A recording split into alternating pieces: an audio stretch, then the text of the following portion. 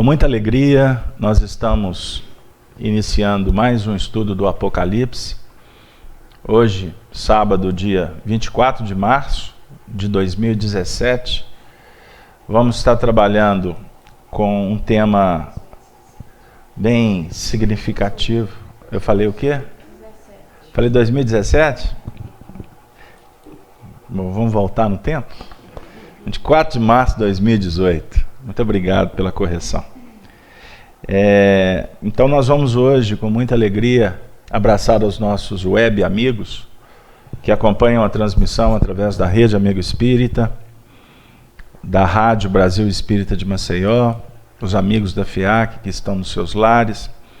Hoje eu estou trazendo um abraço para vocês da Vânia Canela, que está desde cedo ansiosa para começar o estudo. E então a gente abraça a Vânia. Eu gostaria de abraçar a Cleusa também, a nossa moderadora, que administra o chat lá da cidade de Leiria, em Portugal, trabalhadora da rede, trabalhadora da FIAC.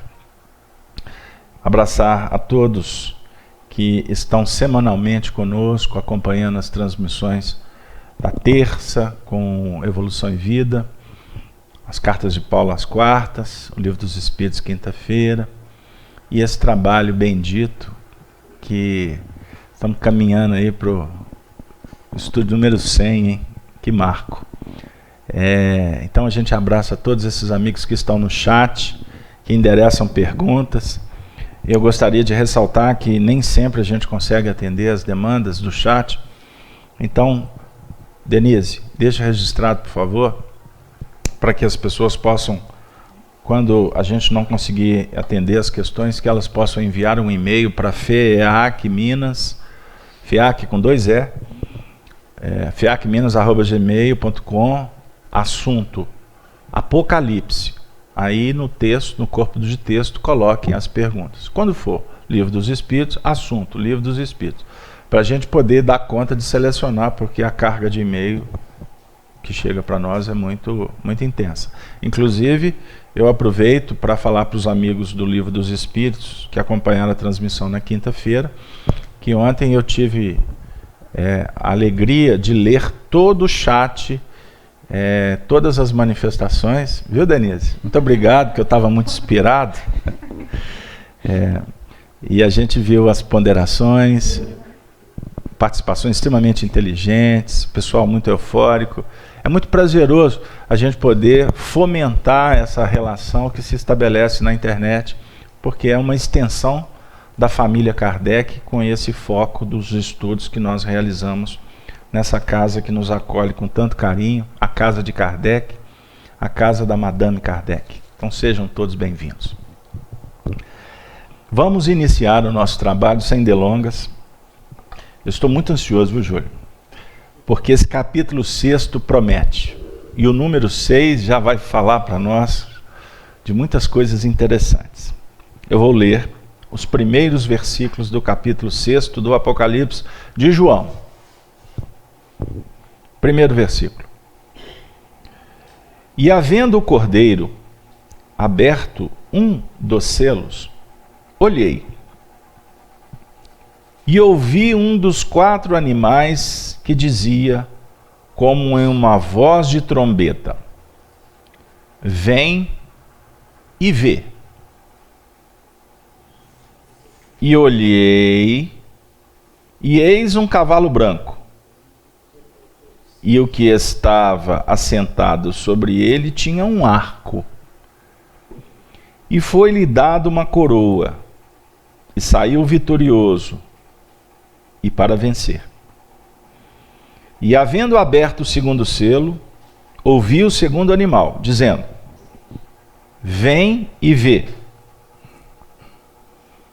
E saiu outro cavalo vermelho, e ao que estava sentado sobre ele, foi dado que tirasse a paz da terra, e que se matassem uns aos outros. E foi-lhe dada uma grande espada. E havendo aberto o terceiro selo, ouvi dizer ao terceiro animal: vem e vê. E olhei, e eis um cavalo preto. E o que sobre ele estava sentado tinha uma balança na mão. E ouvi uma voz no meio dos 4 animais que dizia: uma medida de trigo por 1 dinheiro, e 3 medidas de cevada por 1 dinheiro. E não danifiques o azeite e o vinho. E, havendo aberto o 4º selo, ouvi a voz do 4º animal que dizia: vem e vê. E olhei, e eis um cavalo amarelo, e o que estava sentado sobre ele tinha por nome Morte. E o inferno o seguia. E foi-lhe dado poder para matar a 4ª parte da terra, com uma espada, e com fome, e com peste, e com as feras da terra. Vamos ficar por aqui. Já deu para ter um gostinho? Então aqui nós vamos abrir os selos. Lembrando que o Apocalipse, ele significa revelar, tirar o véu. Revelar, tirar o véu, Allan Kardec inicia o livro A Gênese, no capítulo Fundamentos da Doutrina Espírita, ou do Espiritismo. Ele começa fazendo essa alusão, que a doutrina espírita tem um papel simbólico de ser uma ferramenta, uma chave, para que nós possamos tirar o véu. O Apocalipse é o último livro da Bíblia. Livro este que foi iniciado com o livro Gênese de Moisés. E vocês observem que eu estou aqui iniciando, citando o livro A Gênese de Allan Kardec, que foi o último livro de Allan Kardec. Para que a gente possa lembrar que as revelações, elas chegam para a humanidade em etapas definidas, dentro de um planejamento que vem das estrelas, vem do alto. E no dizer de João Batista, o que vem do alto permanece. O que vem da terra modifica, se transforma. Todo projeto que desce das esferas maiores, ele será concluído no tempo certo. Diferente da nossa perspectiva de tempo humano. Por isso é que os espíritos, quando trazem orientações particulares para nós, eles sempre estarão falando sobre tende paciência, tende bom ânimo, persevera, vai até o fim.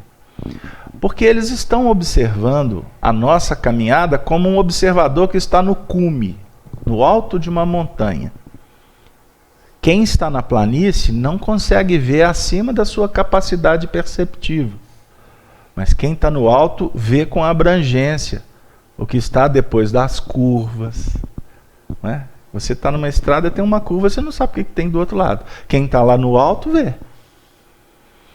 Então os espíritos trabalham conosco como se fossem aqueles que viessem do futuro para dizer para nós que é necessário que a gente tenha paciência porque as coisas vão se resolver.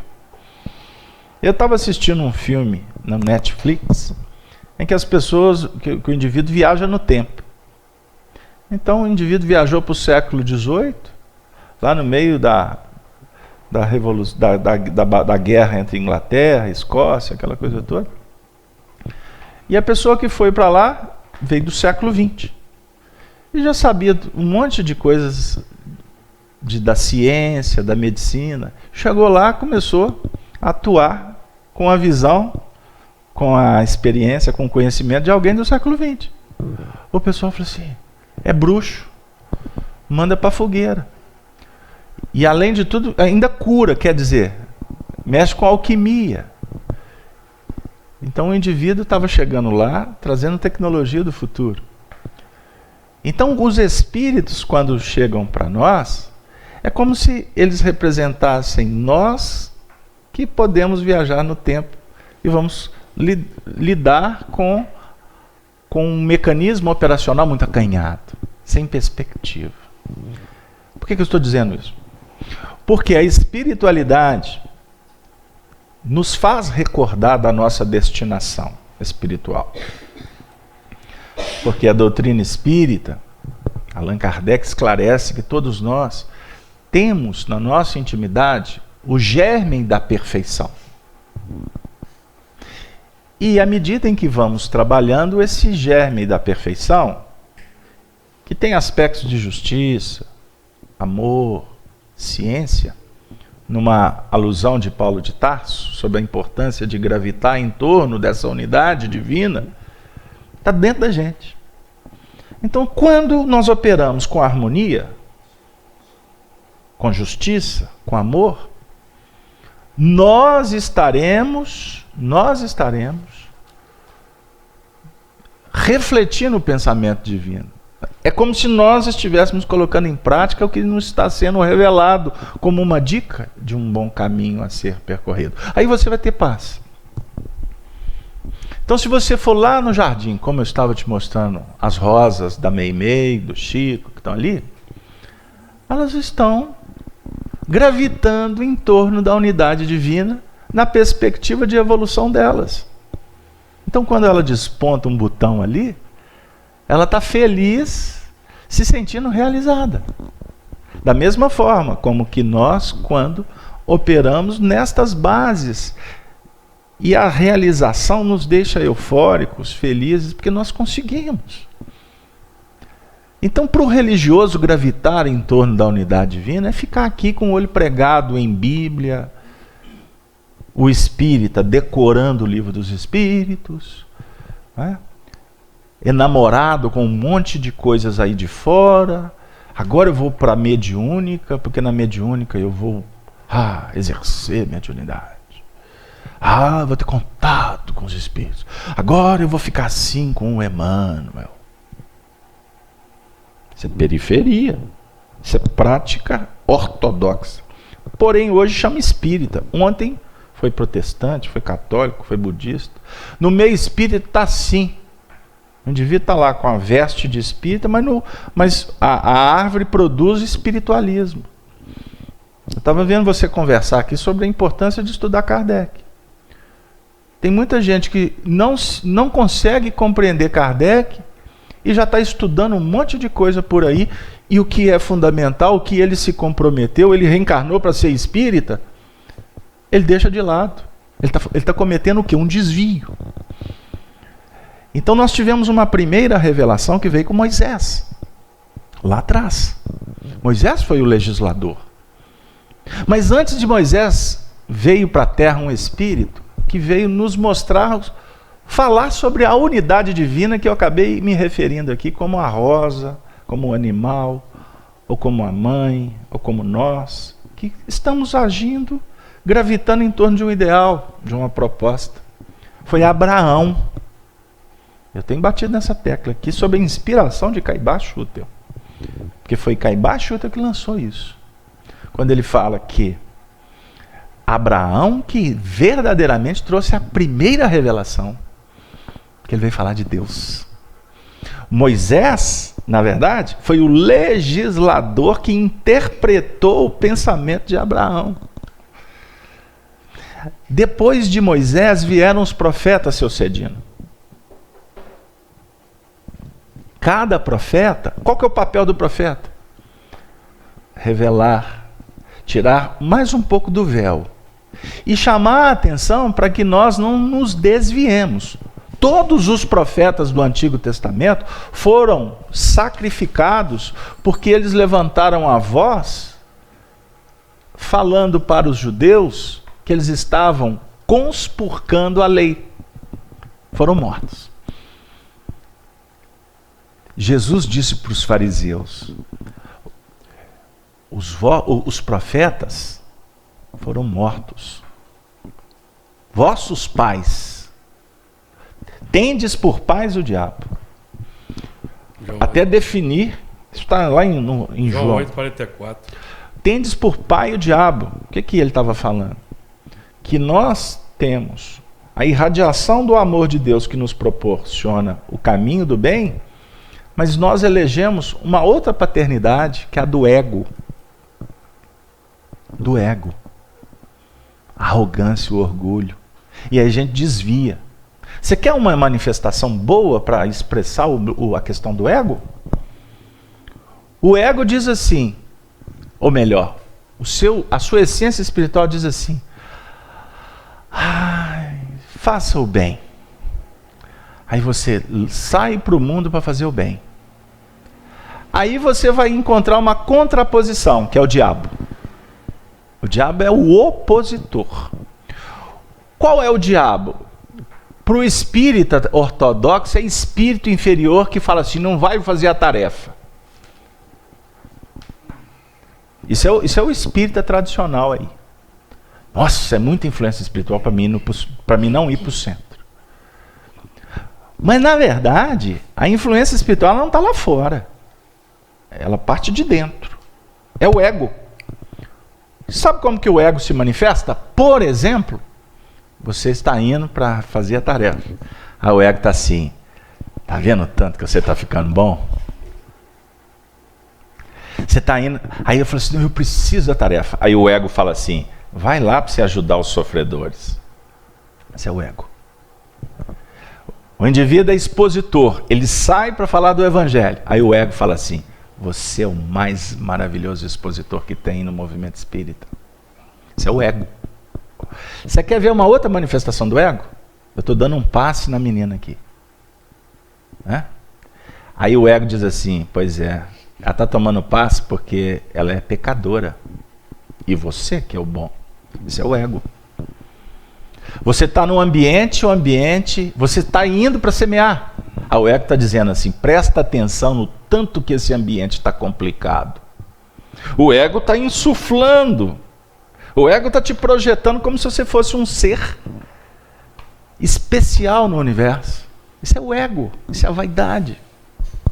Então o opositor que os profetas clamaram no deserto e foram mortos, né? Passaram por dificuldades seríssimas. Vamos lembrar de Elias, a luta com os sacerdotes de Baal. Elias lutava contra um povo, alertando um povo que estava desviado. Eles tinham a unidade divina para esgravitar, eles tinham os códigos, eles tinham a doutrina mosaica, os 10 mandamentos, mas na verdade eles optavam pelo ego, pelos desvios. E a religião foi institucionalizada no paganismo, em práticas que envolviam a sexolatria, os prazeres mundanos. Nós estudamos aqui no Apocalipse há uns meses atrás, as igrejas lá de trás, estão lembrados? Aí nós no Novo Testamento tivemos um outro revelador, um outro profeta. Depois de mais de 800 anos de silêncio, não foi? 800 anos de silêncio. Quando morreu o último profeta, reencarna João Batista. João Batista reedita a performance dos profetas para falar assim, arrependei, gente, porque é chegado o reino dos céus. Aí vem Jesus. Viver, mostrar que é possível viver, porque esse é o papel de Jesus. Jesus não veio trazer nada de novo. Ele veio viver o que a gente já sabia. Só que ele deu uma conotação de amor, sublimando, pondo em prática com uma motivação diferenciada. Jesus, não vim destruir a lei. E um profeta dos novos tempos, Allan Kardec, escolhe exatamente essa alusão que nós estamos fazendo aqui para ser o objeto de estudo dele no primeiro capítulo do Evangelho segundo o Espiritismo. Não vim destruir a lei. Estão lembrados? Vocês têm estudado esse capítulo? Então, qual que é o papel hoje do Espiritismo para nós? Resgatar toda essa proposta que está, na verdade, velada, guardada dentro de cada um de nós. Os espíritos estão vindo à humanidade para tirar selos. O que caracteriza o selo? Não é o lacre? Não é um registro de um documento que está fechado? Então são selos. Está bem guardadinho um documento aqui. Vocês lembram do lacre antigo dos reis? Com seus próprios anéis? Era o selo real. Então o Apocalipse aqui nesse capítulo 6, ele estará para nós como uma chave que é colocada em nossas mãos, não para que nós perpassemos essas interpretações teológicas, que são importantes para muitos, inclusive para nós mesmos. Em outros momentos nós pegamos o Evangelho e vamos interpretar. Mas o Apocalipse é uma proposta de mais profundidade. Eu não estou aqui interessado na letra. Eu estou sendo convidado para mergulhar no meu psiquismo, na minha casa mental, e tirar esses lacres, tirar estes selos. Por isso, nós vamos nos deparar com 4 cavalos, cada cavalo com uma cor diferenciada. Nós vamos nos deparar com os cavaleiros, porque se temos cavalos, nós temos cavaleiros. E daqui para frente, em vários momentos do Apocalipse, nós vamos nos deparar, e eu estarei puxando o carro para cá, e vocês também, para que a gente possa trabalhar vez por outra o capítulo 19 do Apocalipse. Porque esses 4 cavaleiros do Apocalipse, esses 4 cavalos tão enigmáticos, eles, na verdade, estão sintetizados nesse capítulo 19, que eu vou ler um pequeno trecho para vocês. No capítulo 19, no versículo 11, João Evangelista escreveu esta imagem. Prestem atenção. 19:11. E vi o céu aberto. O céu apresentando para nós o símbolo da casa superior, do andar de cima, do nosso superconsciente, das esferas crísticas. Tudo isso é o céu. Aí João vê um céu aberto, sem mistérios. E eis um cavalo branco. Cavalo branco. E o que estava sentado sobre ele chama-se Fiel e Verdadeiro, e julga e peleja com justiça. Eu pergunto para vocês, o que aqui rapidamente nós poderíamos refletir sobre o símbolo do cavalo? Alguém quer arriscar? O que o cavalo representa? Podem falar os encarnados. Força de trabalho, movimento, o que mais? Transporte. Tá esquentando. O que mais? O médium. Vocês sabem que na Umbanda os médiuns são chamados cavalo? Sabiam disso?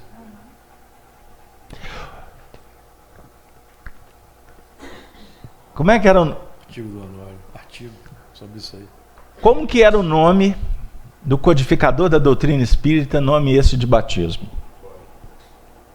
Hipólito, ou Hipólite, Leon, Denisat, Rivai. O Hipólite nos faz recordar da raiz do Hipólito, do hipódromo, do ambiência em que vai se reunir cavalos. Nós vamos começar a conversar sobre isso. Mas espera aí. Lito é pedra. Eu vi o céu aberto e eis um cavalo branco. O cavalo é branco. O cavalo é branco. O cavalo, a cor branca ela vai representar para nós a síntese de todas as cores, não é verdade? Amarelo, o preto, qual a outra cor? Qual a outra cor que está citada? E o vermelho. Amarelo, vermelho, amarelo, vermelho, branco e preto. Certo?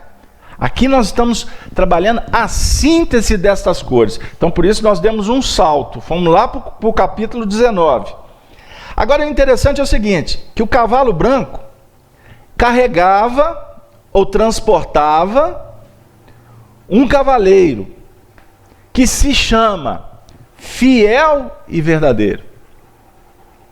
E julga e peleja com justiça. Quem que Allan Kardec transportou? Ele não é o cavalo? Kardec é o médium ou Kardec que escreveu a codificação?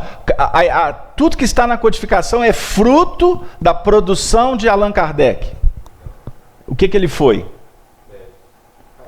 Ele foi um médium, ele foi um revelador, ele foi um instrumento. De quem? Em nível individual, Allan Kardec foi instrumento do Espírito Verdade. O Espírito Verdade é Jesus. Mas Jesus era o coordenador de uma pleiade de espíritos que falavam de quem? De Jesus. Então o nome daquele que Kardec transportava, na verdade não era Jesus.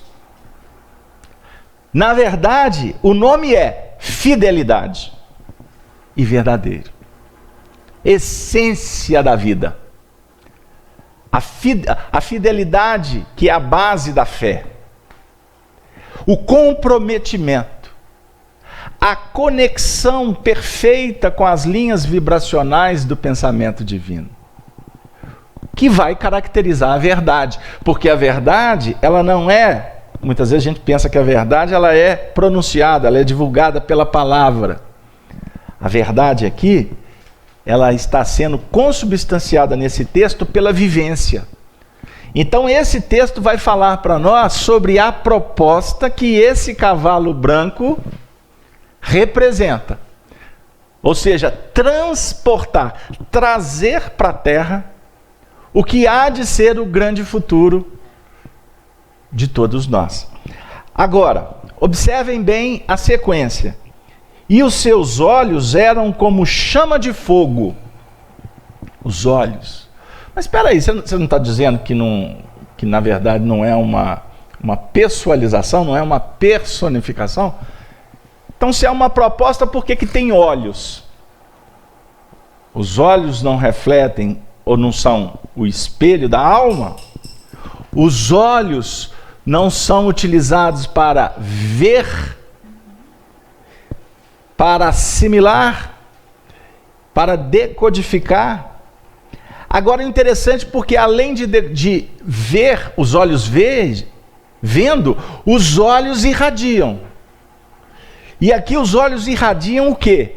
Fogo. O fogo que purifica. Jesus veio trazer qual batismo, você sabe? O batismo do fogo. Do Espírito Verdade. Fogo que renova, que purifica, que transforma. E esse fogo é uma chama que é acesa pelo amor. E essa transformação se dá não de fora para dentro, mas sim de dentro para fora. É o que o Espiritismo propõe. Quando a gente traz alusões assim, precisamos de abrir o coração para Jesus. Aí o católico, aí o espírita, aí o tradicional fala assim, vem cá Jesus, ele até abre o peito. Abrir o coração para Jesus não é um ato isolado. Porque na verdade não é abrir o coração para o espírito individual, Jesus. É fazer irradiar, é pôr para fora, É fazer acontecer o que ele ensina. É a vivência do amor. E viver o amor, sem dúvida alguma, é transformar a vida. E sobre a sua cabeça, só para concluir, havia muitos diademas. A cabeça representa a mente, o pensamento. Diadema, o que é um diadema? O diadema é um ornamento, né? Um ornamento. E tinha um nome escrito que ninguém sabia senão ele mesmo. Eu vou voltar, o ornamento. O ornamento, na verdade, são pedras. E são pedras fundamentais. Se vocês quiserem conhecer o Espiritismo, esta proposta, nós precisamos estudar os fundamentos do Espiritismo, que nós vamos encontrar nos 5 livros deixados por Kardec. Nós vamos encontrar um estudo dos fundamentos da doutrina espírita no livro A Gênese, na sua 4ª edição, diga-se de passagem. Nós vamos perceber os fundamentos do Espiritismo nos princípios que eles nos apresentam. Só para exemplificar. O princípio principal do Espiritismo, Deus. Não é a primeira questão do Livro dos Espíritos? Deus. A inteligência suprema é a causa primária. Isso é fundamento. Isso eu não discuto, seu Cedino. É fundamento. É base. E diga-se de passagem, não tem nem como discutir, porque me falta sentido. Mas tem um segundo fundamento da grandeza muito especial para nós. Qual é, Regina? Jesus. É um fundamento. É um princípio doutrinário. Jesus o guia. Jesus a referência. Isso é um fundamento. Então é um diadema que está aqui na mente. Aí nós temos outro fundamento. O espírito. Nós não discutimos que somos espíritos. Aliás, todas as religiões acreditam no espírito. A essência, o indivíduo. Alguns, em doutrina, confundem o espírito, o indivíduo, com o Criador. Mas isso é uma discussão entre eles, não é a nossa discussão. Porque a nossa discussão é Pai, o Criador, Filho, somos nós. Jesus, que é esse fundamento, Jesus é um espírito também. Porém, por que ele se diferencia? Porque ele é o referencial. Mas cada um de nós somos uma pedra fundamental, somos uma pérola preciosa nessa fundamentação. Aí nós temos outros que eu não vou discutir aqui. A mediunidade é um princípio. A reencarnação é um princípio. O espiritismo lá atrás foi conspurcado por enxertos teosóficos da Blavatsky, que trouxeram para nosso meio uma discussão que tem espírito que não precisa de reencarnar. Isso é teosófico. Isso rasga qualquer notícia pedagógica da doutrina espírita, que o rustanguismo abraça e que outras doutrinas espiritualistas também abraçam. Isso é anti-evolução, não vou nem dizer antidoutrinário, porque é anti-evolução, embora as argumentações para defender são esplêndidas. A mediunidade, a influência dos espíritos é um fundamento espírita? Os espíritos não influenciam a gente? Nós não nos influenciamos? Os espíritos não influenciam na natureza? Hein, dona Eustáquia, a senhora não influencia lá no nosso jardim? A senhora influencia. Mas os espíritos desencarnados também influenciam na natureza. Eles podem promover alterações até climáticas, dependendo da condição do espírito. Tá? Os espíritos vêm nos ensinar que existe um outro fundamento. Livre-arbítrio. É um fundamento. Causa e efeito é outro fundamento. Ficou claro? Eu não vou enumerar os 15. Mas esses diademas são os pontos que nós estamos estudando aqui a cada passo. E para fechar e para voltar para o texto inicial, tinha um nome escrito que ninguém sabia senão ele mesmo. Ele tinha um nome. Ninguém sabia senão ele mesmo. Eu posso fazer uma alusão histórica, doutrinária? Tá, só um minutinho. Histórica, só para não perder a ideia. Histórica. Ninguém sabia senão ele mesmo. Qual que é o nome de batismo dele? Polito Leon Denizar Vai. Qual o nome que ele adotou? O pseudônimo?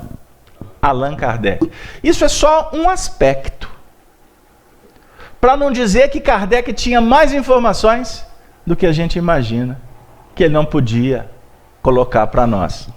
Agora, eu vou ampliar essa reflexão, porque ela cabe nos temas atuais nossos. Nós vamos voltar lá atrás sobre o último cavalo, o último animal, melhor, o penúltimo da quarta parte que ele matou. Ele matou a quarta parte, não é isso? Uhum. A quarta parte do povo. A dizer o seguinte: a grande massa não sabe o que significa Allan Kardec. Eu estou ampliando, só os espíritas sabem o peso. A grande massa não sabe qual é o fundamento principal do espiritismo. Os espíritas, em tese, sabem, num contexto ampliado. Muitos observam você e falam assim: ela é espírita, o que ela deve fazer lá naquelas reuniões lá? Mas uma coisa a grande massa sabe, que observam ela: ela é verdadeira no que ela faz. Ela é fiel, porque ela não arreda o pé do centro. Nós vamos até mandar a cama dela lá para a FEAC. Tem fidelidade, tem expressão, mas não há compreensão real do que ela está fazendo. Agora, só para fechar, e entre nós podemos dizer que nós conhecemos de verdade qual é o nome dele? Não conhecemos, porque a gente está na periferia. Nós estamos aqui conversando sobre Jesus histórico. Nós estamos falando aqui que precisamos de Jesus. Nós estamos aqui dizendo assim: eu preciso da FEAC, eu preciso da reunião espírita, eu preciso do passe, eu preciso de exercer a mediunidade, eu preciso do amparo. Dr. Bezerra de Menezes, agora é o Chico Xavier. E eu sou espírita, conheço o livro dos Espíritos, Evangelho segundo o Espiritismo, mas a minha prática espírita ainda é religiosa, ortodoxa, tradicional. Eu estou dizendo que eu ainda não sei o nome que está por trás disso. Eu não sei de verdade qual é a proposta, qual é a importância do espiritismo, não como um projeto de fora, que eu me converto a um ideal. Eu não sei de verdade o caminho que eu preciso de percorrer para dominar o meu mundo íntimo. O Cristo interno. Eu não consigo segurar minhas emoções. Eu não consigo administrar. Alguém que passa pelo meu caminho, por um fator de indução, faz com que desperte, que abra vários tipos de emoções, agradáveis, desagradáveis. Eu não sei administrar. Eu tenho dificuldade de organizar as minhas ideias. Eu tenho vontade de melhorar, mas na hora de fazer, eu sou neófito, eu sou ainda intolerante, eu sou machista, eu sou pragmático, eu sou preconceituoso. Então, na verdade, eu ainda não sei o nome que está por trás desse fiel e verdadeiro, que só ele que sabe. E concluindo, mas tem uma coisa que eu sei, e todos vocês sabem. Isso não é imputado de fora. Nós sabemos que nós existimos. Eu sou alguma coisa. Isso a gente já sabe que é. Nós vamos chegar num estágio que eu vou ter que trabalhar o eu posso, eu devo, eu quero. Mas tudo bem, o importante é eu já descobrir que sou alguma coisa, que eu sou um ser vivente, que eu tenho sonhos, que eu tenho medos, que eu tenho limitações. Que Deus nos abençoe nesse capítulo 6. O Eduardo pediu a palavra, fala bem pertinho, abre o microfone para cima. Pode trazer. Beto, eu gostaria de fazer uma consideração aqui nesse versículo 11, porque eu vi o céu aberto. Você falou do subconsciente, não é isso? Uhum. Então é a busca do subconsciente por superconsciente, né? Calderaro fala isso no livro Mundo Maior. Sim. Eu vejo que quando fala na questão de julgar, justiça, ninguém sabe senão ele mesmo, isso aí está assim, se reportando, a mim me parece muito a questão da consciência. Sem dúvida. Porque ela é a única que pode te julgar. Sem dúvida. Então, eu queria só colocar esse ponto de vista que eu observei aqui, que parece que abrange muito a questão da nossa consciência, porque ela é o nosso juízo o tempo todo e vai ser pela eternidade. Tá? Muito bem, Eduardo. Inicialmente, seja bem-vindo no nosso estudo. Se sinta em casa. Na verdade, quando a gente fala sobre mergulhar dentro de nós mesmos, o Apocalipse proporciona isso. Então, isso é uma coisa, para quem está chegando aqui na internet, que não está acostumado com o nosso trabalho, existem os finalistas, ou seja, aqueles que usam o Apocalipse para perpassar sendas do mundo externo, previsão, o que vai acontecer, etc. Existem equações que podem ser utilizadas para a gente fazer elaborações. O que é justo, o que é louvável para quem tem essas boas intenções. Mas o nosso foco de trabalho, ele é espírita. E a proposta do espiritismo é de trabalhar uma filosofia de vida, dentro de uma ciência realizadora, e que nos proporciona a elevação moral. Portanto, o ângulo divino da religiosidade espírita proporciona para nós um entendimento que se pauta em cima das relações, do respeito, do amor, e que vai nos engrandecer. Para que nós nos socializemos, para que nós realizemos coisas boas, nós precisamos de entrar dentro da gente. Por isso que o véu que se tira é o véu da nossa persona. Porque nós queremos entender como lidar com esse ego. Porque você não vai arrancar o seu ego. Você não vai dizer, a partir de hoje eu não sou orgulhoso, eu não sou vaidoso. Não é assim que funciona. Eu estou, na verdade, procurando entrar e olhar em que ponto que eu preciso de trabalhar e, inclusive, entender que eu necessito de terapêuticas para isso. Porque não é só na ciência, eu vou mudar, eu vou pedir perdão, eu vou perdoar. Não. Muitas vezes você vai sofrer até chegar na condição de reconhecer que tem que perdoar. Então, aonde há o sofrimento, há uma necessidade reparatória, expiatória no processo. Isso está lá no livro Céu e Inferno, no Código Penal da Vida Futura, no item 33. Se há o arrependimento, se tem um sofrimento que aponta para nós o grau de inferioridade, o sofrimento vai nos remontar à necessidade de arrepender, de expiar e depois de reparar. E isso é um processo terapêutico. Não esqueçamos disso. E quando eu coloco a palavra terapêutica, eu estou também chamando a atenção para a necessidade da gente abrir o coração e entender isso com muita humildade. E não sofrer mais do que deve. Porque tem muita gente que adora sofrer. Tem muita gente que é o passional em pessoa. Eu estou sofrendo. Aí no fundo ele está assim, graças a Deus eu estou sofrendo. Aí conta para todo mundo que está sofrendo. Pega o telefone, aí vai na casa do Júlio, vai na casa da Dora, vai na casa da Cláudia. Conta a mesma novela para todo mundo. Vaidosamente para dizer que está sofrendo. É diferente quando eu preciso de abrir meu coração num momento oportuno, de uma forma terapêutica.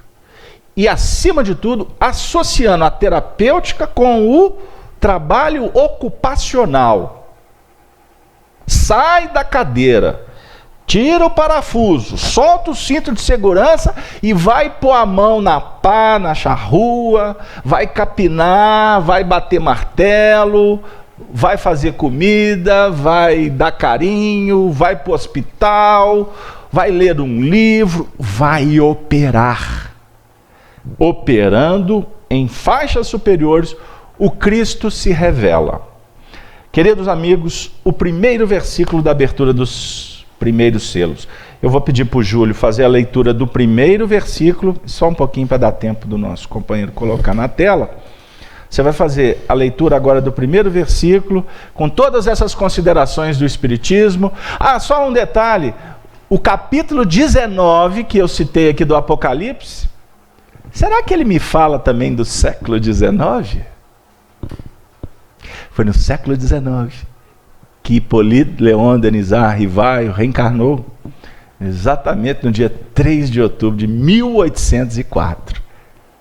Oh, que se a humanidade descobrisse isso, muita coisa ia começar a mudar. Faz a leitura para nós, primeiro versículo, e já abre um comentário geral sobre o versículo. Versículo 1 do capítulo 6. E havendo o cordeiro aberto um dos selos, olhei e ouvi um dos 4 animais que dizia como em voz de trovão: vem ver. Então nós, iniciando aí um estudo na linha que o Beto já apontou para nós, nós vamos observar que o cordeiro, para nós, o cordeiro é o aspecto da humildade que precisamos desenvolver, cujo padrão e modelo é Jesus, que é o nosso modelo e guia, tipo mais perfeito que nos foi trazido como parâmetro de conduta, que é o padrão que nós devemos agora implementar na nossa vida pessoal, se nós quisermos efetivamente nos transformar para melhor e, consequentemente, a sociedade, que é o objetivo, a transformação moral. Então, é o aspecto da humildade, é o plano de referência. Então, a humildade, aliada ao trabalho, à oração, à vivência do bem, vai abrir os selos do nosso passado, que a doutrina espírita, sendo a revelação dos tempos novos, cumprindo a promessa de Jesus, que nos enviaria o Consolador, que ficaria conosco eternamente. Então Jesus já não podia ficar conosco eternamente, porque ele tem a sua trajetória, e a evolução é individual. Então o aspecto que fica conosco para sempre é a consolação interna, conhecimento de onde viemos, para onde vamos, o que somos, o que fizemos. Então nós estamos tratando aqui da revelação, a revelação divina, que o Carlos Alberto já fez aqui até a correlação com o Livro dos Espíritos. Podemos lembrar que o primeiro capítulo do Livro dos Espíritos trata de Deus, o primeiro capítulo do Evangelho segundo o Espiritismo, não vim destruir a lei, e o primeiro capítulo de A Gênese, que trata do caráter da revelação espírita, portanto de Deus também. Todos os três são correlatos, né, de acordo com a capacidade de trabalho extraordinária de Allan Kardec. E a revelação que vem de fora, a revelação divina, se ela nos embevece de um lado e abre os céus, nos demonstrando para nós e nos revelando até as esferas espirituais, a característica básica, fundamental da revelação é revelar a nossa intimidade. Até na questão do cotejo, do parâmetro que Jesus é para nós, quando observamos a vida de Jesus, os seus feitos, as suas ações, suas virtudes, o primeiro aspecto que salta aos olhos é o contraste da minha intimidade, da minha verdade interior com a de Jesus. Então a revelação tem esse aspecto, ela revela a nossa intimidade, que é o nosso trabalho a ser feito. Por isso que vamos encontrar no Deuteronômio, capítulo 29, versículo 29, o seguinte: as coisas encobertas pertencem ao Senhor nosso Deus, porém as reveladas nos pertencem a nós e a nossos filhos para sempre, para que cumpramos todas as palavras desta lei. Então a lei vai ser aplicada nos parâmetros internos que precisam ser transformados, na minha intimidade, não na do próximo. Por isso que nós não podemos julgar, bem lembrado pelo nosso amigo Eduardo, nós temos que avaliar a nossa intimidade. Repete para mim a citação de Deuteronômio. Deuteronômio 29, 29. Tá bom, pode continuar. Então a revelação, ela vai revelar aspectos que são da minha alçada de trabalho, que é a minha transformação moral. A minha alçada de trabalho não é identificar a complicação do próximo. A minha alçada é acolher o próximo. Tanto que nas casas espíritas temos os trabalhos de acolhimento fraterno. A minha alçada é acolher o próximo e não julgá-lo. Eu tenho que julgar a minha intimidade, saber se a minha intimidade está de acordo com o que eu tenho estudado e trabalhar esse território. Porque esse é o selo que vai ser aberto. E eu preciso dar conta de ver e entender e trabalhar. Porque o que vai ser aberto é o Carlos Alberto já deu o tom aqui. É o reflexo da nossa intimidade perante as nossas relações interpessoais. Então, os elementos, os amigos, os irmãos, eles são fatores de revelação da minha intimidade, revelando facetas que representam o meu campo de trabalho, aquele reflexo irreverente perante determinado indivíduo para ser trabalhado. Então, aberto um dos selos, olhei e ouvi um dos cavalos que dizia com voz de trovão. A voz de trovão vai nos lembrar do leão, um dos 4 animais, que é a nossa capacidade de determinação em encarar a nossa realidade e aplicar a vontade como impacto determinante para a mudança, que é a capacidade que o leão aponta que nós desenvolvemos no tempo, determinação e vontade, que é aquele aspecto que nós vamos aplicar para domar o corcel fogoso, da questão 909, do Livro dos Espíritos. Vem e vê. Esse vem e vê... Pera. Não, eu estou gostando. Vamos com calma. Não dá para empolgar, não. Pera aí, calma. Freia o cavalo. Não, o leão. Freia o leão. Doma o leão.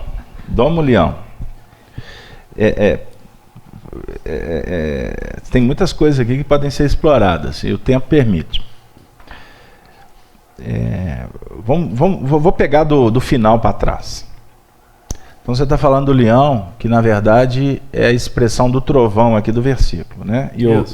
E havendo o cordeiro aberto um dos selos, olhei e ouvi um dos 4 animais que dizia em voz de trovão. Porque o leão, quando ele vai para a caça, ele vai com aquele urro potente, poderoso, e já intimidando a galera que está em derredor. Deixa eu separar. Então a voz do Elias, a voz do João Batista, como é que era o nome a voz de Allan Kardec, como é que era o nome o leão da tribo de Judá, que era como é que era o nome? Jesus. Como é que era o nome de batismo de Kardec? Hipólito, Leão.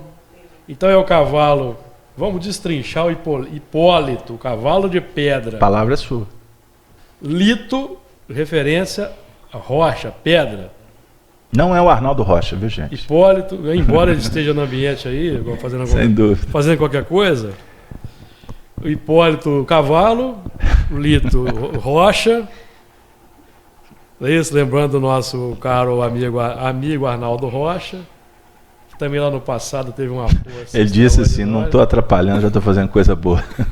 Pode continuar.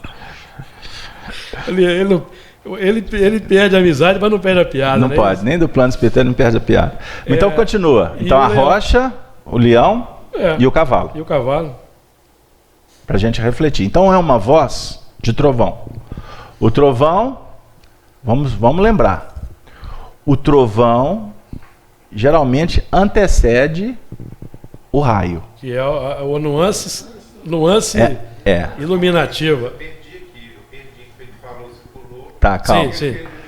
É porque ele está anotado. Então tá. Diga, o que você... Animal, leão, você fala. Isso. Hipólito, cavalo. Cavalo, hipo, cavalo, lito, rocha. Porque o caráter da revelação é ser vamos colocar em termos do que a gente escuta aí na jurisprudência, A pedra como sendo a cláusula pétrea. Cláusula pétrea. Então ela é indestrutível. Indestrutível. Ela pode ser questionável, mas... Primeiro capítulo do Evangelho segundo o Espiritismo. Não vim destruir a lei, porque ela não pode ser destruída. Quem quer destruir a lei se afasta da órbita, entra nos territórios do ego.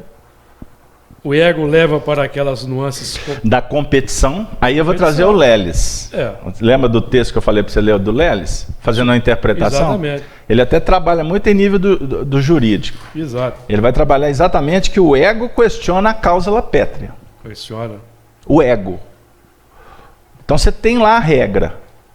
Vou dar um exemplo prático. A Constituição americana, ela teve em 200 anos ou mais de existência. Mais ou menos. Ela teve, eu acho que no máximo 20 alterações.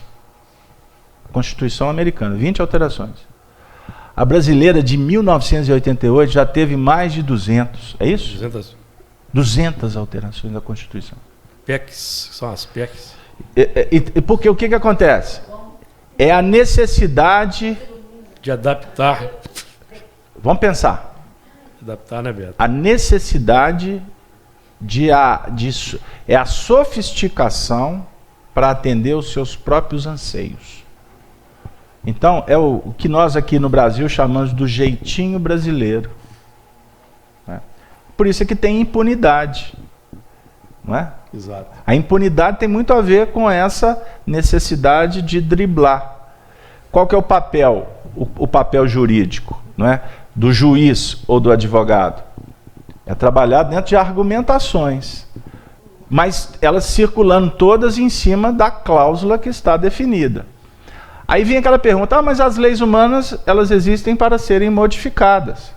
Sem dúvida, mas modificadas dentro de um plano de uma experiência vasta e de um amplo processo de debate que seja equânime, igualitário, respeitoso, democrático. Então eu preciso de voltar aqui, gente, porque o assunto ele é desafiador e nós não podemos enveredar por um caminho que não é da nossa alçada. Então, nós estamos falando de Kardec, por exemplo. O Hipólito está falando da questão do cavalo, está falando da questão da firmeza, porque a pedra aqui é a firmeza. Sobre ti, Petros, edificarei a minha comunidade. Petros. Petros. Porque era Simão. Eu estou me referindo a Simão Pedro, citado aqui anteriormente. Por vocês aqui, eu não sei o que vocês estavam falando dele. Mas Simão Pedro é Petros. É firmeza. Essa firmeza simboliza a base de toda a estrutura da nossa casa mental. Por isso é que Pedro representa o arquétipo, ou aquele ponto mais bem elaborado, embora ainda com passionalidades, embora ainda com expressões humanas. Por isso é que ele negou, por exemplo, Jesus 3 vezes. Mas ele se redime no momento final, em quando ele solicita, ele vai ser crucificado. Então, olha aqui o número 3 da cruz aqui. Ele vai ser crucificado. Aí ele fala, tudo bem, vocês me crucificam, mas eu tenho direito, eu gostaria de solicitar, porque eu quero ser crucificado de cabeça para baixo, porque senão a minha imagem vai estar associada com a de Jesus. Olha que extraordinário isso. Crucificado de cabeça para baixo. Então você tem a cruz do Cristo, e no caso a de Pedro, é de cabeça para baixo. Então, nós vamos aqui buscar o símbolo da cruz, porque na verdade a cruz, embora com essa concepção aqui de crucificação romana, aonde vai ser martirizado os criminosos mais odiondos, mais complicados, esses eram os crucificados. Depois vulgarizou, mas a cruz foi instituída para aqueles que cometeram crimes mais complexos, certinho? Mas na verdade a cruz ela representa um processo de evolução. A evolução se dá por um processo de espiral. Então você tem um movimento que é ascendente e existe um movimento descendente. Então você sobe na filosofia e desce na prática. Ciência. Então, por que o Espiritismo é ciência? É uma ciência que estuda Deus? Não. A matéria? Não. Porque tem a ciência humana que vai tratar da matéria. A ciência espírita é uma ciência que visa estudar o relacionamento, a comunicação entre os seres, corpóreos e incorpóreos. Mas ela amplia, porque ela nos coloca numa condição de entender que nos relacionamos também como espíritos encarnados ou espíritos que estão aqui desencarnados. Que nós, encarnados, podemos nos relacionar com eles. Nós podemos fazer uma ponte para eles. E eles promoverem a ponte de lá para cá também. Tudo isso para trazer de volta as leis. A cláusula pétrea, já que a gente fala, você usou essa expressão. A cláusula pétrea dos 10 mandamentos. Pegaram lá? Que Jesus sintetiza no amar a Deus sobre todas as coisas e ao próximo como a si mesmo. Tal a lei, tal os profetas. A gente escuta isso, não presta atenção. Por que ele falou tal a lei e tal os profetas? Porque a lei é o fulcro que irradia, está na consciência. O profeta é aquele que vive a lei. Por isso que o profeta é diferente do homem comum. O profeta, antigamente, ele vivia uma vida monástica, uma vida dedicada à religião, à espiritualidade, etc. Ok. O profeta agora, ele está sendo convidado para viver nos grandes centros, nas grandes cidades. O profeta agora está sendo convidado para viver dentro da família, dentro lá do tribunal, lá no hospital, não é? Lá na escola. O profeta, agora, somos nós. E aí vem uma questão do profetismo importante a gente pensar, porque aí daqui a pouco todo mundo vai reclamar, eu sei. Ah, Casalberto, esse negócio de profeta é muito difícil, porque eu sofro tanto, eu sou incompreendida, eu sou perseguida. Estou colocando tudo no INA, né? Feminino aqui, só para... Porque o lado humano, o homem tem esse lado também, né? Mais sensível. Só por isso, sensível, não é sexo frágil, por favor. Por quê? Porque o profeta nunca é admirado, reconhecido nas suas terras. Ele não é profeta? Ele está fazendo profetismo. O que é o profetismo? Não é a presciência? Não é ver o futuro? Então, o profeta está vendo o que vai acontecer amanhã. Mas ele não pode ficar só vendo. Ele tem que pôr em prática. Ele tem que buscar os meninos na escola. Ah, vai pegar o carro. Aí vai ter aquela turma na porta de escola, né, seu Cedino? O senhor é meu parceiro. Aí na hora de estacionar o carro para pegar a menina na porta da escola, olha, é um dos momentos mais extraordinários para o profeta colocar em prática o que ele está aprendendo da cláusula pétrea. Porque é muita gente folgada, é muito nego espaçoso, é muito rodadora, é muita gente estressada querendo... Olha, tem 300 meninos saindo da escola, mas ele tem o direito de não enfrentar fila nenhuma, de pegar o menino na hora que ele quer, em 3 minutos ele vai resolver todos os dramas do dia inteiro dele. Isso é o ego. Então, o profeta, que somos nós que estamos querendo nos tornarmos discípulos de Jesus, nós vamos nos deparar com esse ego, porque o folgado, o irreverente não é o outro lá, o que tá. Somos nós mesmos, porque se o outro está nos incomodando, o complicado da história sou eu, não é o outro. Pegaram aí? Então, meu querido amigo Júlio, tirar o selo, eu travei você de propósito, porque esse selo aqui é importante a gente entender ele. Espera só um pouquinho. Vamos organizar. Eu sei que está todo mundo ansioso, inclusive no chat eu tenho que atender o chat ali. Observem bem, eu preciso trazer algumas expressões do Honório. Quando ele fala do selo, eu vou voltar no selo. Lacre, tornando um aspecto intocável por um determinado tempo. Vamos organizar didaticamente aqui, para não perder nenhuma ideia do Honório. Então, o selo, ele está ali, lacrando, e ele vai ser retirado. Só que ele vai ser retirado na hora certa, no tempo certo. Tem coisa que a gente não está em condição ainda de saber. Muitas vezes a pessoa vira e fala assim, me conta a história daquela pessoa. Ontem mesmo alguém me disse assim, me conta a história de tal fulano da família. Aí eu falei assim, bom, agora tem que filtrar. Aí vamos contar, vamos tirar o selo. Aí eu fui tirando o selo com cuidado. Pessoa joia, boa memória, educado, parceiro, e pipipi, só coisa boa. Só coisa boa. Porque essa figura, essa personalidade da família é referência. Agora, é referência para esta pessoa. Para nós que convivemos na mais intimidade, conhecemos outros aspectos que não vem ao caso contar. Então você não vai tirar o selo, porque não vai agregar nada. Então, quando os espíritos... Há um livrinho aqui, extraordinário esse livro, para quem está começando no espiritismo.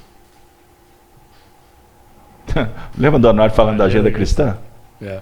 Quando o Honório contava assim, quando eu comecei no espiritismo, eu li esse livro, eu decorei esse livro.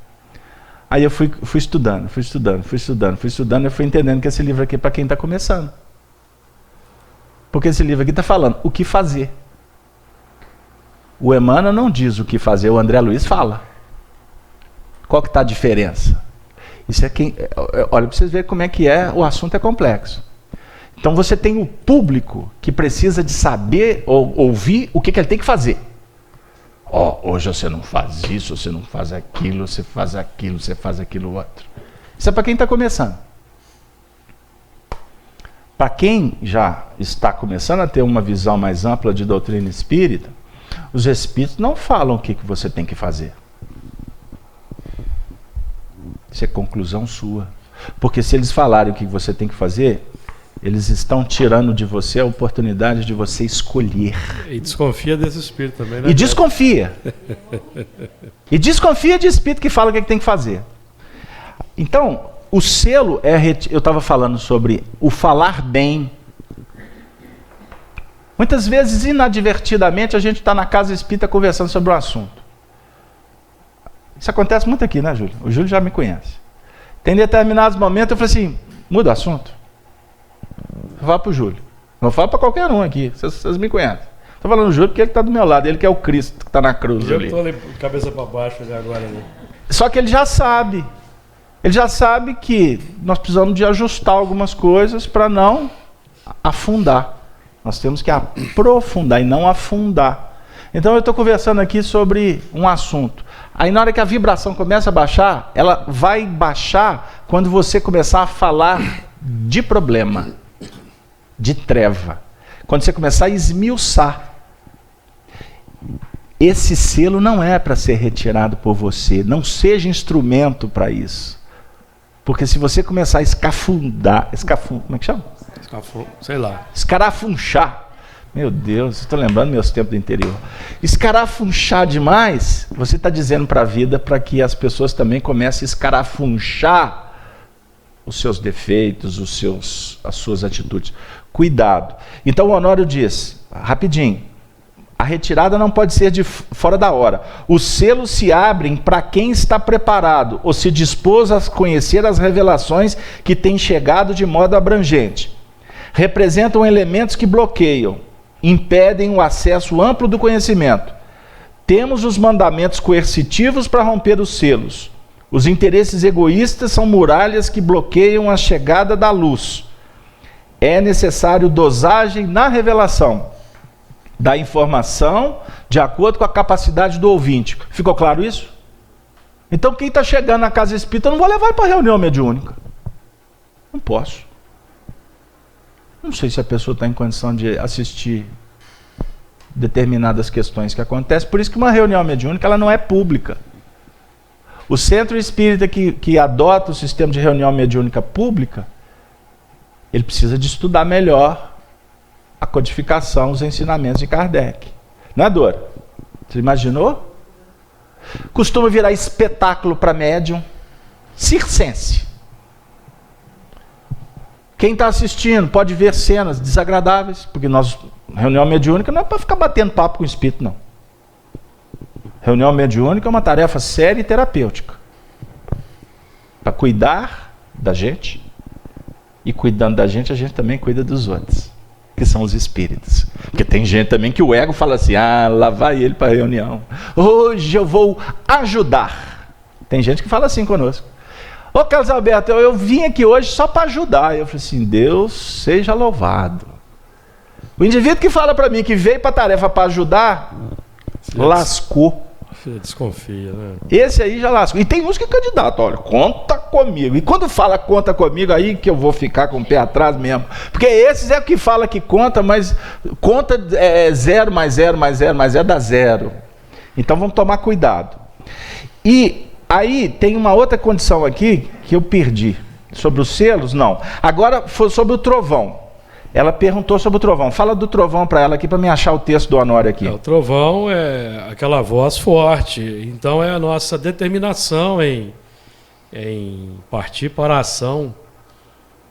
É aquela ação que vai sanear a nossa intimidade. Porque o saneamento da nossa intimidade não está no aconselhamento, no acolhimento, na informação que o Espírito nos traz.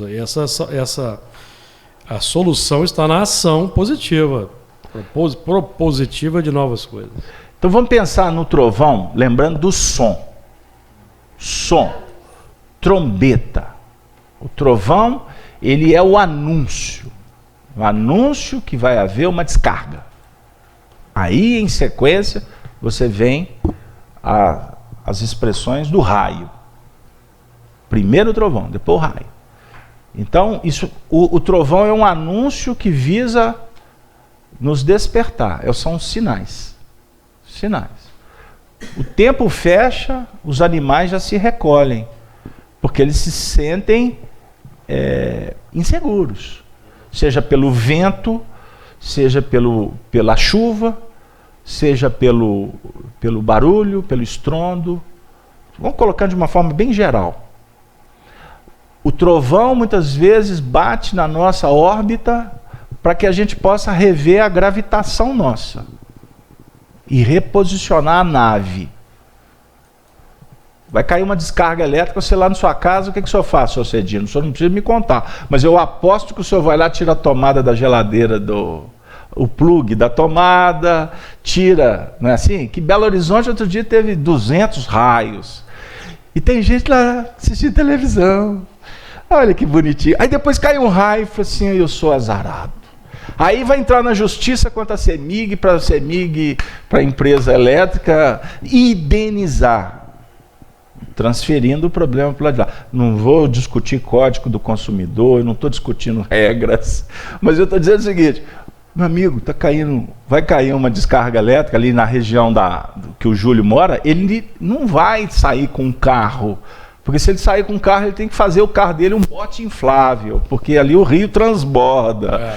Então eu estou falando do anúncio que prenuncia. O trovão, ele pode se dar de N formas, com N retumbâncias, com N especificidade de frequência auditiva para a gente. Costuma o trovão estar chegando como uma criança que fala assim, ô papai, é um trovão, é um sinal. Como pode ser um trovão de uma metralhadora. A vida está te chamando para se reposicionar. Está acontecendo algumas coisas com você? Para, meu amigo. Para. Reflita. Será que você pensa assim? Essa é uma dica, tá? Será que eu estou agindo bem? Costuma o trovão estar lá no trânsito, mas o seu problema está em casa. Mas por que o trovão aconteceu no trânsito? Para você receber um impacto. E quem sabe com esse impacto você vai se sensibilizar com relação a um problema que na verdade está em casa. Você está tendo um problema lá, mas na verdade esse problema é um reflexo do seu relacionamento. Que você está desconsiderando, que você não está valorizando. que você está tripudiando. Costuma o problema vir até em nível orgânico. O trovão é uma doença. Né? O trovão é uma cirurgia. Aí tem a cirurgia para quem faz a cirurgia e o trovão para quem acompanha a cirurgia, que fica assim, sem a tarefeira. Agora você voltou. Então o trovão são sinais, certinho? São sinais anunciadores. E depois do trovão, quem mais levantou a questão? Foi você, não foi? Não, foi com relação ao cavalo branco que o Daniel se expressou. Vamos voltar para o cavalo. Pode falar. Tem que voltar. O Daniel, ele está aguardando, ansioso em casa. Ele perguntou assim, o cavalo branco seria ele colocou entre aspas, médium perfeito. Raros como Chico Xavier, com maior pureza doutrinária, trazendo a luz e o amor de espíritos luminosos, como Emmanuel e André Luiz? Daniel? Daniel Rosa de Assis, de Goiânia. Grande Daniel. Daniel está sempre conosco aí. Obrigado, Daniel, pela audiência. Sempre bom saber que você está com a gente. O cavalo branco, se é um instrumento e é branco, nós podemos falar do cavalo da paz. A minha paz vos dou. O cavalo branco é a fidelidade à proposta do Evangelho. Então nós podemos... Eu não vou agora responder o que ele me perguntou, porque eu vou pessoalizar, eu vou despersonalizar a resposta. Nós, como médiuns da vida, tem momentos que nós somos cavalos brancos, mas tem momentos que nós podemos ser o cavalo preto da morte. Não podemos? Só para ficar por aqui, porque nós vamos explorar melhor essas cores depois. Nós podemos, numa sessão mediúnica, ter um momento de cavalo branco e ter um momento de cavalo preto, das trevas. Lembra que eu falei da briga com o ego? Tem um momento que o cavalo branco fala assim, vamos servir. Aí no meio do caminho, eu sou o cara. Virou cavalo preto. Certinho? Então o cavalo branco, ele está falando de sintonia com a luz. O branco no seu sentido da síntese que vai ser decomposta na análise do prisma, né, que decompõe a luz. Então, na essência, a luz é branca, se eu posso assim dizer. Tem que tomar cuidado, né? Porque lá nos tempos de Kardec, os conspurcadores fundaram até uma fraternidade branca e universal. Eu não tenho nada contra quem participa de fraternidade branca, viu, gente? Pelo amor de Deus. Eu estou só me referindo, junto ao Júlio aqui, para aqueles que desviaram o espiritismo lá atrás e muitos que ainda continuam dentro do espiritismo insistindo por desviá-lo com misticismo, com espiritualismo, com doutrinas que não tem nada a ver com o espiritismo dentro do centro espírita. Certinho? Então, aqui eu estou cumprindo uma tarefa aqui de alertiva, carinhosa, fraterna, respeitosa, e sabendo que tudo está também certo dentro da perspectiva de quem está dentro desses contextos. Mas nós, como orientadores no seu sentido de operantes, em nome da causa espírita, nós temos que de vez em quando dar esses toques.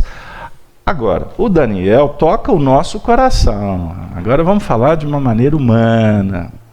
Ele fala de um médium perfeito, raros como Chico Xavier. Daniel, vamos pensar o seguinte: nós temos que ter ouvidos de ouvir e olhos de ver. Essa é a proposta do Evangelho. Quando a gente fala assim, médium perfeito, perfeito um só o foi: Jesus. Ponto. Ele é o tipo perfeito. Ele é o modelo da humanidade. Se eu falar que o Chico não foi perfeito, será que eu estarei desagradando o Daniel? Eu acredito que não foi isso que ele quis dizer.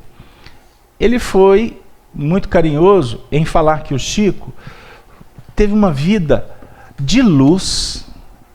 O Chico teve uma vida branca. Ele empunhou a bandeira branca da fraternidade e da paz, não foi? O Chico é a candura, é o carinho, é a amizade, é a fidelidade em pessoa.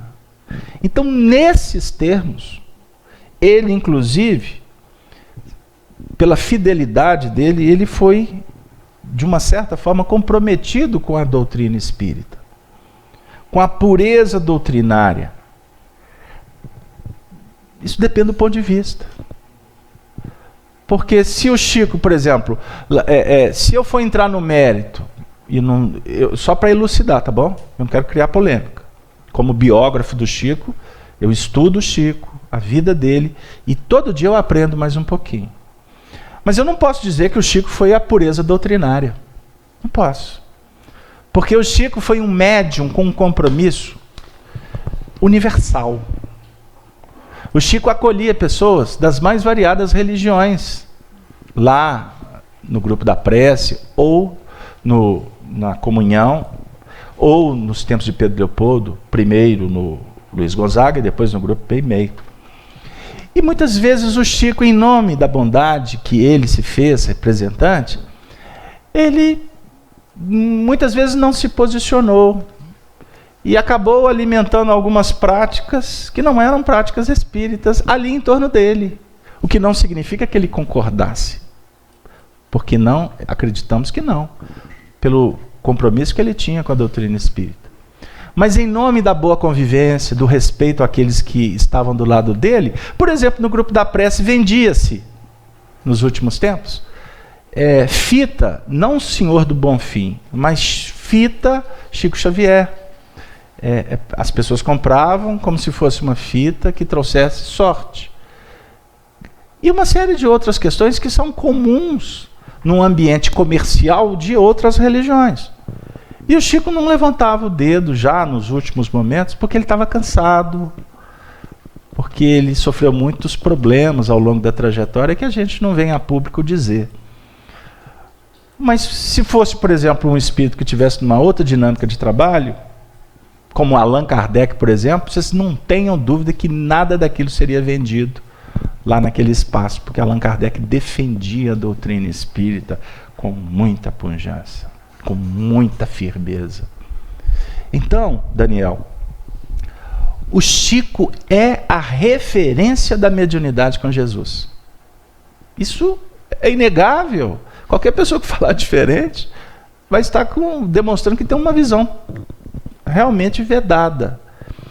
Mas eu não posso, com o meu compromisso doutrinário, com o projeto que essa casa representa, e pelo carinho e pelo amor que eu tenho com Chico Xavier, jamais afirmar que Chico foi perfeito. Porque ele era ser humano. E como ser humano ele tinha as vaidades dele, ele tinha o ego dele. Ele lutava contra o ego dele. E até eu anuncio que em breve chegará nas mãos de vocês uma história extraordinária de Chico Xavier. Não contada por alguém, mas revelada por ele, com documentos. Então a gente vai ver um pouco do drama e da dedicação dessa alma, que foi uma grande mãe, para não dizer que uma grande mãe para todos nós. Porque com Meimei, com Maria Dolores, com Sheila, em nome de Maria Santíssima, visita as casas espíritas para ajudar os sofredores. Quem sabe a gente vai conseguir um dia fazer o que o Chico fez. Agora, eu convido vocês a refletirem no capítulo 16 do livro Estudando os Domínios da Mediunidade. No capítulo 16, vocês vão encontrar Chico Xavier com um outro nome, Ambrosina. Estudem esse capítulo que vocês vão entender um pouquinho do que eu estou tentando falar. Porque, inclusive, André Luiz chega a perguntar para os espíritos se a Ambrosina, em meio àquele trabalho extraordinário que ela fazia, se ela podia desistir, se ela podia falhar. E os espíritos afirmam que sim. E foi isso que o Chico, na vida prática, nos mostrou. Quando o Emmanuel disse para ele que a vida dele tinha sido desapropriada, ali ele tinha chegado num ponto especial. Mas antes disso, houveram muitas dificuldades que ele enfrentou no caminho, até confirmar, até sedimentar de verdade que ele iria até o fim sem desistir. Então é muito fácil a gente olhar para essa história hoje com os olhos do futuro, olhando para o passado. Aí a gente vai dizer da vitória. Mas o caminho dessa trajetória foi um caminho que eu reputo, e dialogando com o Divaldo Franco sobre o assunto, eu reputo realmente como uma árdua ascensão. Um título de um livro de Vitor Hugo, pela mediunidade do Divaldo Franco, que conta algumas coisinhas da vida de Francisco Cândido Xavier, obviamente com outro nome. Árdua ascensão. Para tirar selo, gente, para prestar atenção em trovão, e para chegar nessa condição de vem e vê, que é o final do versículo, é uma árdua tarefa. Luiz, você pediu a palavra, nós estamos chegando nos momentos finais, você me perdoe, mas o tema hoje, que não perdoa, né? Não, é só... Tô brincando. Em função dessa pergunta que ele falou do Daniel, né? Eu acho que o Kardec, nesse assunto aí que ele foi falado, e dentro do que foi dito aí, e pegando até mesmo as próprias palavras dele que ele traz em Gênesis, eu acho que ele, nesse aspecto ele foi um médium perfeito. Porque ele fala em Gênesis que o caráter da revelação é a verdade. E no item 7 ele vai falar o seguinte: a revelação é sempre feita a homens predispostos, designados sob o nome de profetas ou messias, isto é, enviados ou missionários, incumbidos de transmiti-la aos homens. Então, foi o que ele fez. Acho aqui que vem onde ele se encaixa perfeitamente. Considerada debaixo deste ponto de vista, a revelação implica passividade absoluta e é aceita sem verificação, sem exame nem discussão. Então ele foi extremamente submisso às revelações, né? Ele se submeteu a toda uma tarefa de uma forma completa, vamos dizer assim, e perfeita, dentro de que um espírito encarnado pode oferecer. Muito bem. Dentro do conceito da letra e da interpretação que a gente que a gente faz mesmo de fora, está tudo bem ajustado. Agora é importante nós verificarmos o seguinte, que a tarefa para levar adiante, ela não é simples. Esse é o contexto que nós estamos trazendo. E nenhum espírito em sã consciência, na intimidade, a conversa aqui é sobre intimidade, não da análise de fora. Na intimidade, ele vai se dar por satisfeito. E aí, inclusive, até aproveitando esse ensejo, porque lá atrás eu ia falar e agora voltou. Vocês lembram quando eu falei que o médium é um cavalo? Tratado assim na Umbanda? E nós colocamos Allan Kardec como o cavalo? Não é isso? Em função do próprio nome? Exato. Quantas vezes o nosso querido Chico Xavier se autoproclamou uma besta? Um burrico? Um animal de carga? Será que ele sabia que o cavalo era Kardec? Será que ele estava se colocando na condição de uma humildade profunda, verdadeira, sincera? Esse é o exemplo que nós temos hoje em dia.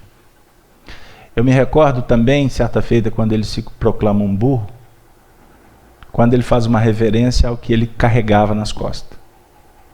A mensagem espírita. E ele dizia assim, que ele se sentia um burro que carregava uma vela acesa no lombo. E Emmanuel alertava para que ele, como um burro, andasse na linha. Mas mesmo andando na linha, essa vela, à medida em que ela ia sendo consumida, ela escorria uma cera quente, que queimava o lombo dele. E mesmo com muita dor, ele sabia que ele não podia vacilar, porque se ele fizesse que essa vela caísse, a dor seria muito maior. Ou seja, ele estava dizendo ali para nós que a missão dele se transformou numa missão com letra maiúscula quando ele concluiu o mandato dele. Porque antes disso, ele era uma alma que estava se soerguendo, aprendendo com o trabalho, a cada momento. Isso me faz ainda recordar de uma frase de Chico, que é uma das que mais me emocionaram em todas as que eu li dele. Quando numa carta para uma pessoa muito querida, falando de uma despedida de um ser que ele amava e que tinha ido para o mundo espiritual, aí ele, numa carta muito longa, ele diz assim: a minha vida foi um curso permanente de despedidas. Desde quando eu tive que me despedir de minha mãe com 5 anos, até o momento final de minha vida, foi um curso que eu passei por ele de muitas provas. Inclusive eu tive que despedir dos meus próprios anseios como pessoa. Eu abri mão de tudo. Ai de mim se não tivesse feito. Mas graças a Deus, valeu a pena. E quem diz, quem afirma, qualquer um de nós, que valeu a pena, é bem-aventurado porque ouviu o trovão. Foi e viu. Não é assim que termina o versículo? Vem e vê. O raio iluminou. Então, o raio ilumina depois que você dá atenção para ele, no seu sentido figurado. Porque se você não der atenção, o raio vem, a luz esparge e você continua na indiferença, na rebeldia, na arrogância. Por isso, amigos, que Deus nos abençoe, para que a gente possa valorizar esse princípio fundamental do aprendizado. Ouça,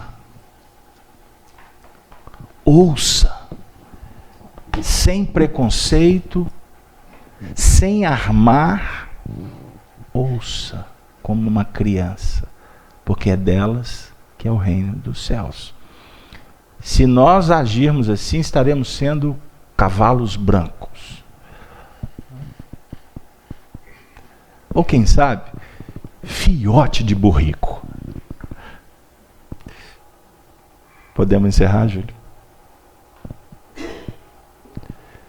Filhote de burrico é mais apropriado, né? Porque o cavalo é Kardec, nós, puro sangue. O Chico é o burro. O Chico é o burro. E nós de Kardec, então nós somos o quê? Seremos burros se não afirmarmos que somos filhote de burro. Só para a gente fazer uma brincadeira final. Eu agradeço. Como expectantes, ou com as nossas ansiedades, nós estávamos muito preocupados com o estudo de hoje, porque realmente ele é um estudo que mexe Isso com... foi só o começo. Mexe com a nossa estrutura. Semana que vem eu prometo que não vai haver introduções. Vai soltar os cavalos aí, né? Aí vamos soltar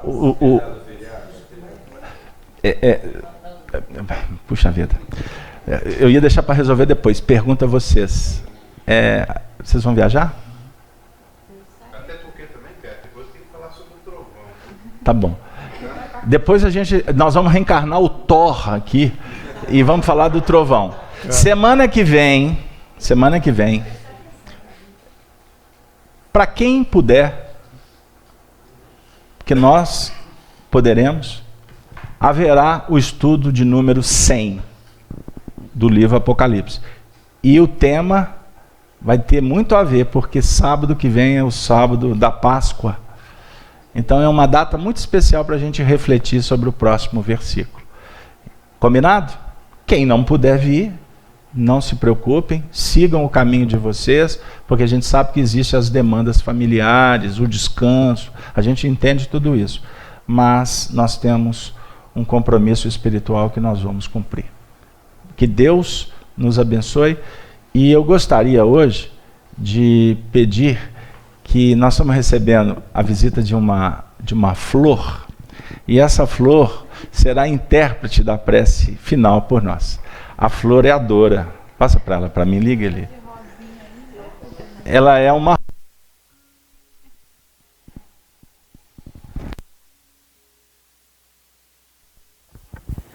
Amado Mestre Jesus, com os corações transbordando de alegria e gratidão, te agradecemos por mais esta manhã, qual tivemos a oportunidade. Que possamos, Jesus,